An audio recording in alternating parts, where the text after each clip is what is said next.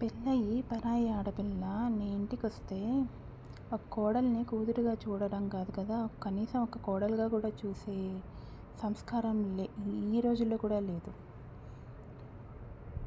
ఆ పిల్ల పీరియడ్స్ అయ్యి నడుము నొప్పితో బాధపడుతూ ఉంటే తోడుగా ఉండవలసిన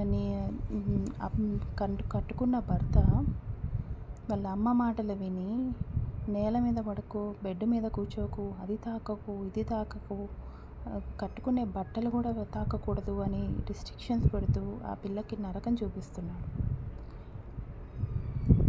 ఆ అత్తగారికి రాత్రంతా నిద్ర పట్టదంట, ఒళ్ళంతా జరులు పాకినట్టు ఉంటుందంట ఇంట్లో. ఆ కోడలు పీరియడ్స్ వస్తే, నువ్వమ్మ పీరియడ్స్ నువ్వు కాకుండానే కొడుకుని కన్నావా? ఆడదానివే కదా.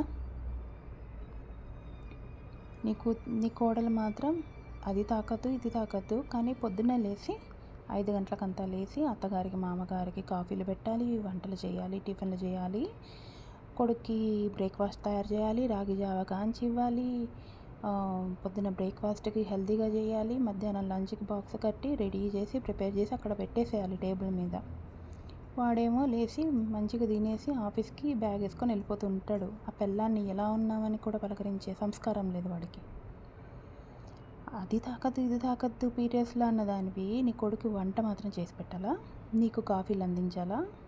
వంటగదిలో మాత్రం పర్మిషన్ ఉందా? నీ ఇంటికి కోడలు వచ్చిందా, పని మనిషి వచ్చిందా? ఇలా ఎంతమంది బాధపడుతున్నారు, ఎవరు ప్రశ్నిస్తున్నారు? ఈ సమాజం ఏం సమాధానం చెప్తుంది, మీరేం సమాధానం చెప్తారు?